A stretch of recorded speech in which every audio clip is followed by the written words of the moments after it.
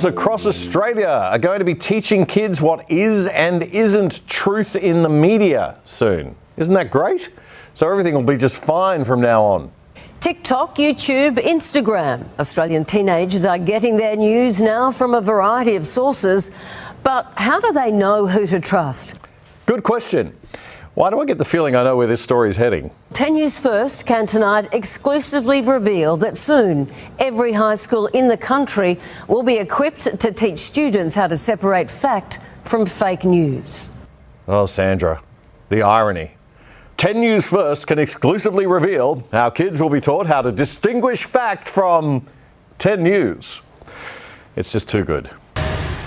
There is such a thing as being book smart, street smart, and now e-smart. Put your hand up if you thought it was opinion. Great. In an evolving online world where media isn't just created by credible journalists. There are credible journalists? Sorry, I'm just being cheeky now. There are many credible journalists, but there are many not so credible ones too. And if it was easy to draw a line between the two, it would have been done by now. Credibility comes from being right consistently over time and building trust with your audience. It doesn't come from censoring online media and pretending that the old media are always the honest ones. I'd argue after COVID that quite the opposite is true in Australia right now. No doubt 10 News considers itself part of the credible media. I was a senior reporter there in the 1990s, and even then, in the olden days, TV news wasn't all that crash hot. Nowadays, but who am I to judge? These year 8s are learning how to spot fake news. Especially around COVID-19 and I guess the war between Russia and Ukraine. The assignment, identify legitimate sources and the difference between fact, opinion and misinformation. It all sounds great. If they're making kids aware of how news is a construct, that is great. But I can't help thinking that someone's agenda or ideology will be implanted even over how this course is constructed. And that's the thing about free speech. God, or if you're a non-believer, good old Mother Nature, has put in humans a generally pretty good BS detector.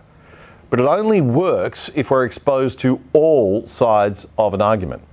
So the answer to all this scary misinformation and disinformation is not more censorship or control from some central authority, a Jacinda Ardern-style Orwellian Ministry of Truth.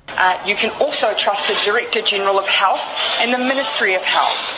For that information, do feel free to visit at any time to clarify any rumour you may hear, covid19.govt.nz.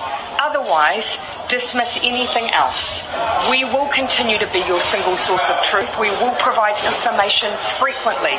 We will share everything we can, everything else you see, a grain of salt. Trust us, we're the government. We're your single source of truth. What could possibly go wrong with that? And when has everything ever gone wrong with that in history? She just doesn't get it, which is why she is where she is now, I think. No, Jacinda, the only way to get to the truth is not central authority controlling censorship. It's more openness. The light of truth shining on lies is what helps us work out what the truth is. Not bureaucrats making up school curricula, not teachers educated in woke universities, and definitely not journalists from 10 News. We're the real news. Look at our shiny studios and all the good-looking people. Nope. The truth comes from how you analyse what you're getting. And yes, there are too many people on our side of politics who join the dots in conspiracy theories a little too quickly. And when you do your own research, you've got to also engage excellent critical thinking skills and not believe everything you see that confirms your biases.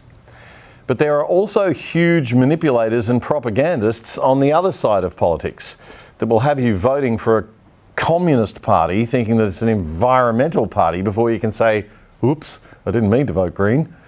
If you enjoyed that content, there's lots more where that came from. The Other Side Australia is back every Tuesday and Friday on ADH TV and all good podcast platforms. It's your weekly short circuit summary of the best news commentary from Australia and abroad. Don't miss it.